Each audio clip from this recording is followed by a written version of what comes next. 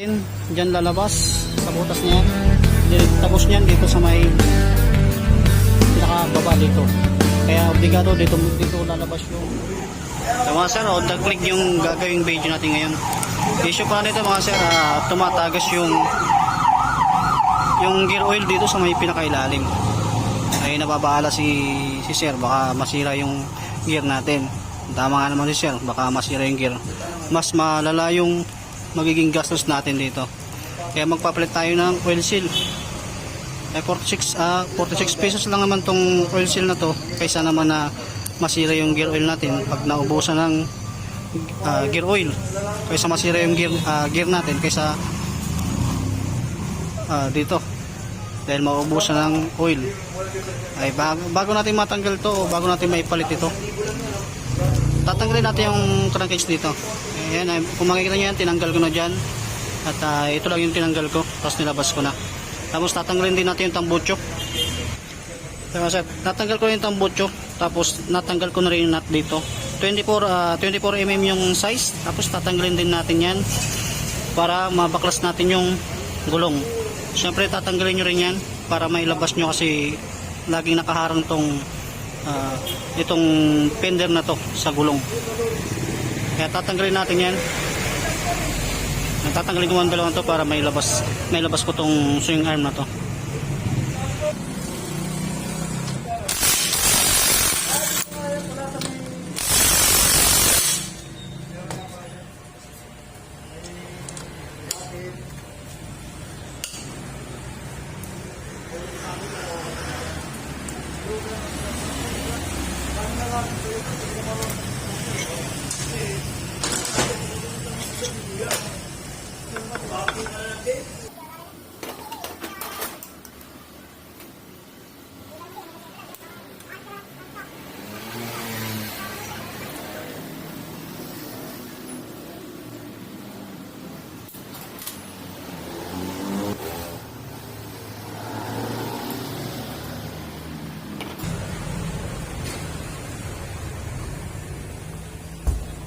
Hirap na rin na mag-ano eh.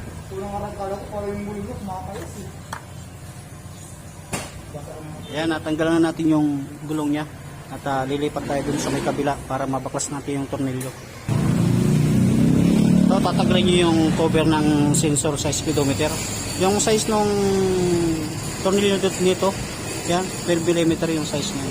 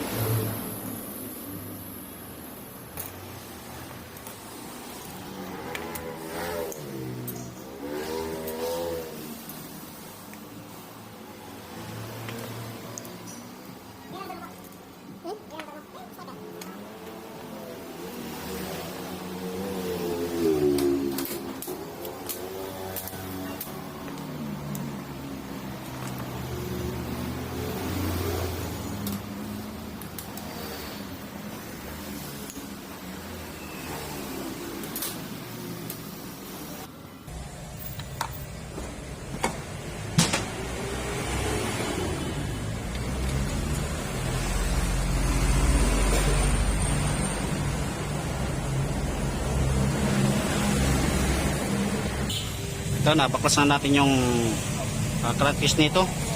Dito wag na natin pakikilaman yung mga gear, kasi hindi naman tayo nakasira dyan o wala naman sira dyan, kaya hindi natin pakikilaman yan. Dahil oil seal lang ang papalitan natin dito. Ito lang yung tatanggalin natin dyan. Ito.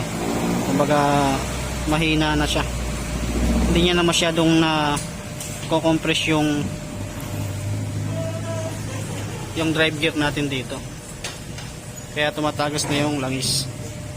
Ito lang yung papalitan natin dito. Ito yung ipapalit natin. Ay madali lang itong magtanggal. Tatanggalin na natin yung oil seal nito. Pero bago natin tanggalin yung oil seal, tanggalin muna natin to. Kasi hugasan natin ng gasolina ito para malinis.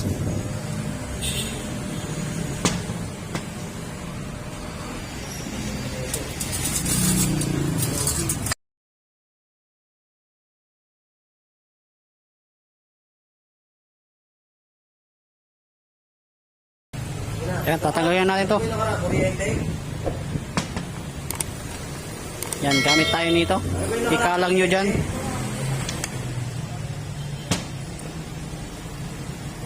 Yan, parang ganun. Tapos saka natin pupukin to.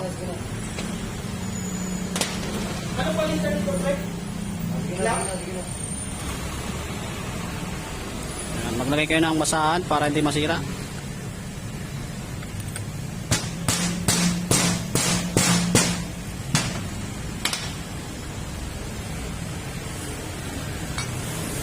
Ayan, ilungat na natin. Ganun lang kung paano magtanggal ng oil seal.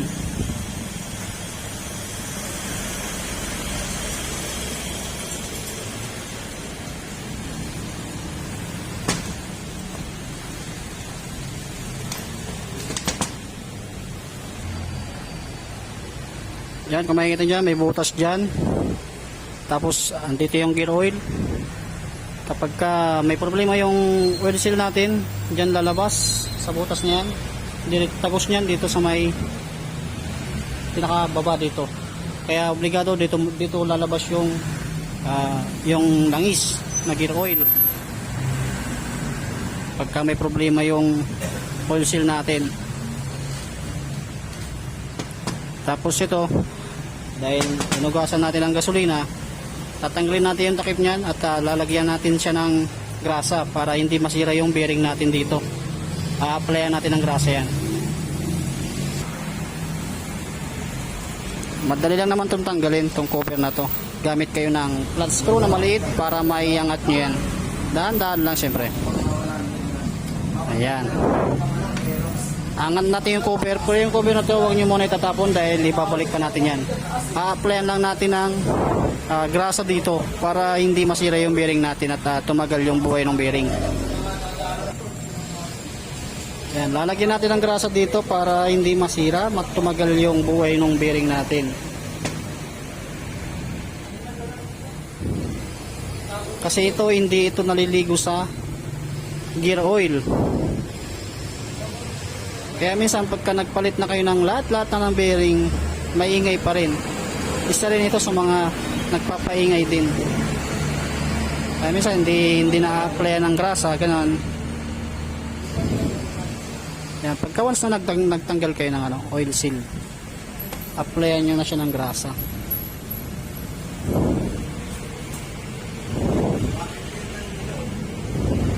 Damihan lang natin.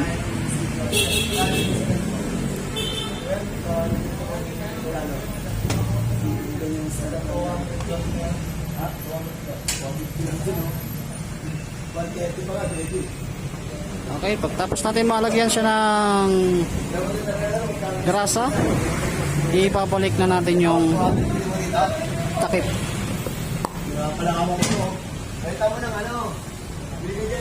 Ito, ibabalik na natin to.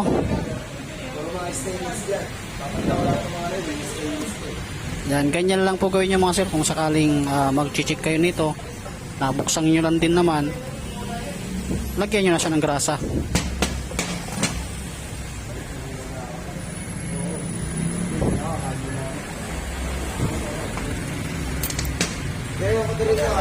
Sige, sige.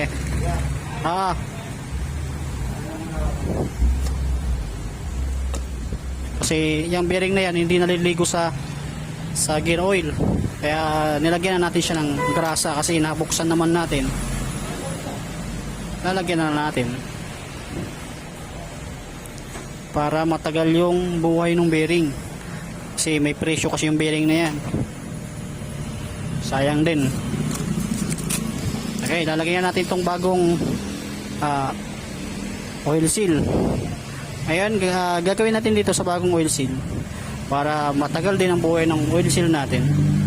Itong spring na to, babawasan natin to Para dito, pagka pinalik natin dito, maging fit na fit siya.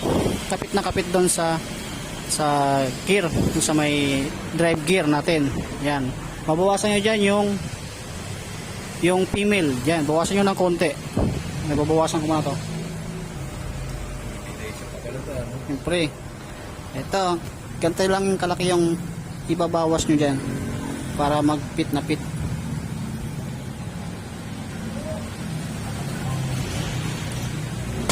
Tapos pagka nabawasan nyo na yan, ibalik nyo ulit.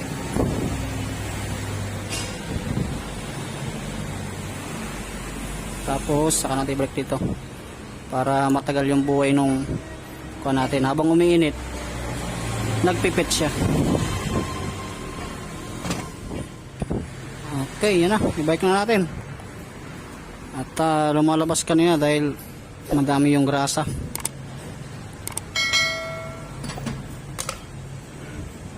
Tapos lagyan natin grasa dito para hindi masugatan o di kaya hindi masira. Tapos babalikan natin to.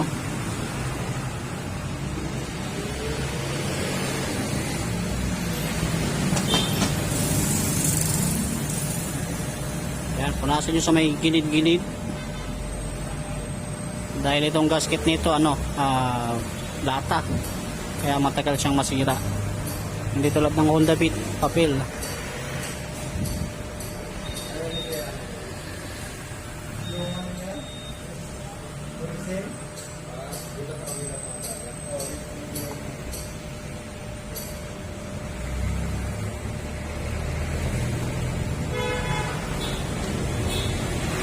Siyempre yung hose, huwag yung kalimutan yung hose na yan kasi napaka-importante yan.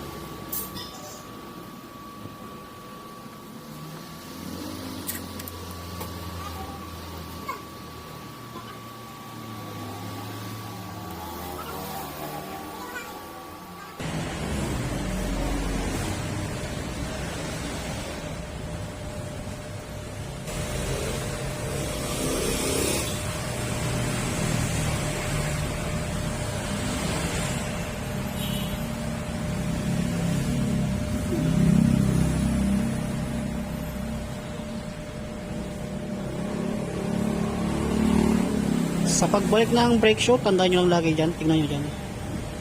Yung spring, dapat nakatalikod yan doon. Ayan. Yan, dapat nakaharap sa atin yan. Para in case na ano,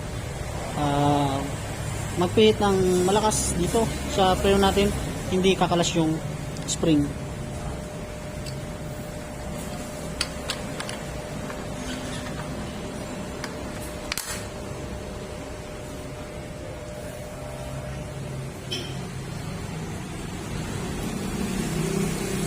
Yan, dapat nakaharap yan dito. Yan. Okay, babalikan natin yung gulong.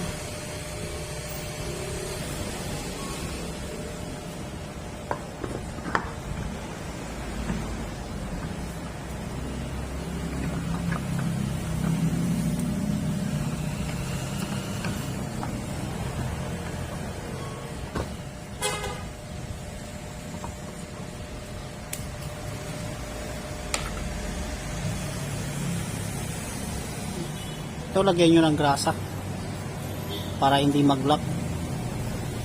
Kasi minsan naglalak yung swing arms natin dahil kumapit na, dahil walang grasa. Kaya lagyan nyo lagi ng grasa yan.